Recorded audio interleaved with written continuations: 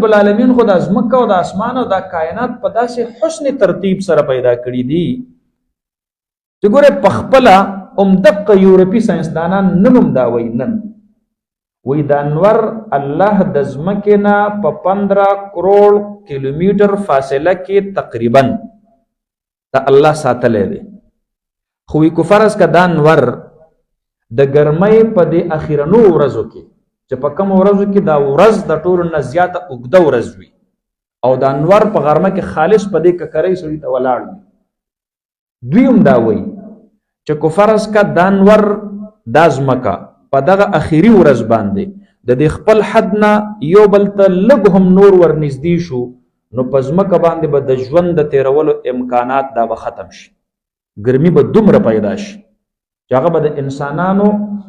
د برداشت قابله دا به نه وي د دې وجې نه به دا انسانان به په دې کې څه شي دا په دې کې ختم شي نو موږ وایو ګوره یو طرف ته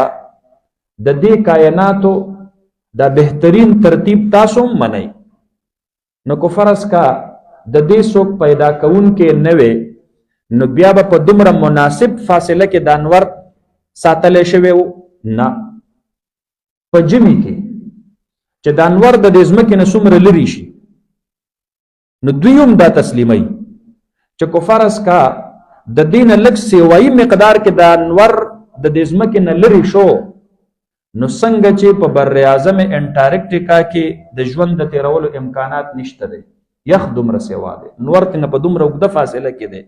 دقه رنګ به په دې کره ارض باندې هم یخ دومره سیوا شي چې په دې باندې به د ژوند د تیرولو امکانات څه شي دا به ختم شي دا دوی په خپله وایي نو موږ وایو یو طرف ته د الله رب العالمین د کائناتو دا بهترین حسن ترتیب تاسو هم منئ وقدره منازل الله رب العالمین هر یو چیز له خپل خپل مقدار مقرر کړی دی خپل یو دایره ورله مقرر کړی ده د هغې دایرې نه مخکې کېدلی شي کل فی فلک یسبحون هر یو په هغه خپله دایره کې روان دی خو د دایرې نه لږ غوندې بهر راووتو نو کو نږدې شو نو ګرمي به په کره ارض دومره سیوا شي چې د ژوند د تیرولو امکانات به ختم شي او کو لرې شو د دې خپلې دایرې نه نو یخني به دومره سیوا شي چې بیا به په مخ د ځمکه باندې د ژوند د تیرولو امکانات دا به مسدود شي دا به ختم شي نو موږ وایو یو طرف ته د الله رب العالمین د دې کائناتو هغه بهترین نظم و نسق منئ او بل طرف ته تاسو وایئ چې دا کائنات دا چې کوم دی نو ګویا کې د یو دماکې په نتیجه کې په وجود کې راغلی دي د دومره لوی بېوقوفه به څوک وي دماکه چې کله وشي په کوم ځای کې نو ګوره کوم کور چې څوک جوړوي نو ښکلې خښته په خښته باندې کېږدي او بیا کړکۍ په ځای کې کړکۍ کېدي د روشندان په ځای کې روشندان کېدي د شیشې په ځای باندې شیشه ولګوي په هغه ځای کې چې کله دماکه وشي نو هغه هر یو څیز نه په خپل خپل ځای باندې دغه شي او که نه ټول تتر بتر شي او تتر بتر شي که نه نو بیا خو به دا ټول کائنات تتر بتر په نظر باندې راتلل حالانکې داسې نه ده الله په دومره بهترین ترتیب سره دا کائنات پیدا کړي دي کوم ځای چې الله دن پیدا کړی دی نو هغه ځای نه الله هغه سطح مرتفع ورله دومره دنګه پیدا کړی دی چې په هغې واوره ورېږي په هغې بارانونه کېږي د هغې نه دا اوبه په ښکته باندې راچڼېږي زی زی زی زی په لاره باندې ترې نه خلک خپلې فایدې اخلي هغه دریاب ته ور ورسېږي دریاب الله په کره ارض کې په داسې ځای پیدا کړی دی چې په هغې د انور زیاتې شعاګانې لګي ډېر بخارات ترنه په هوا کې الله اوچتوي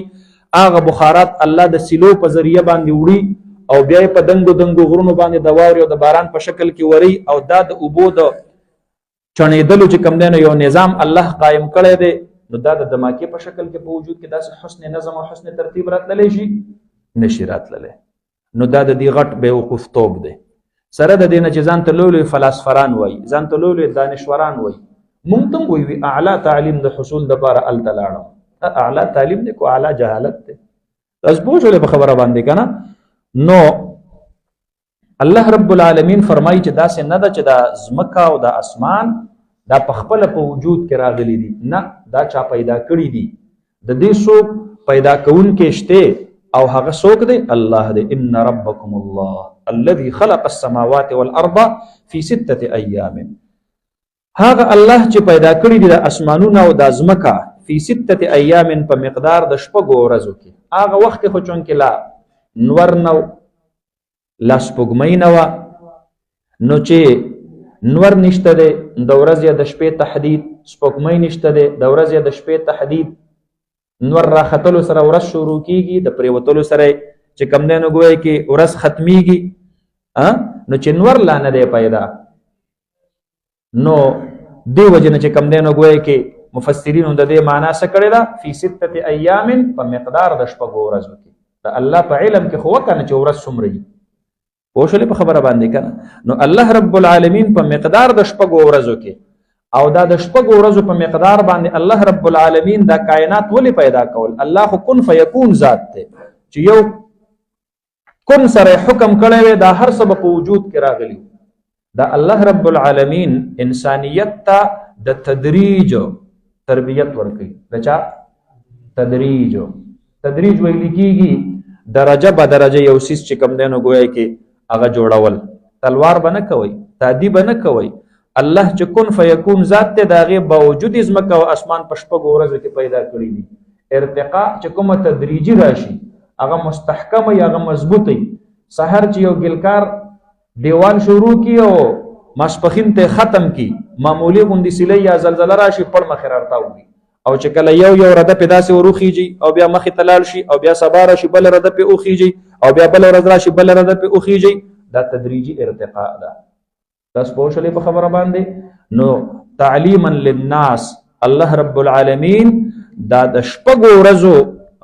په مقدار باندې د ځمکې او د اسمانونو پیدا کول دا تعلیما للناس دی. خلق ته الله رب العالمین دا تربیت ورکوي چې تاسو به هم تدریجي طور چې کله د دنیا تاسو خپل اکساب کوئ نو هغه به تدریجي طور کوئ.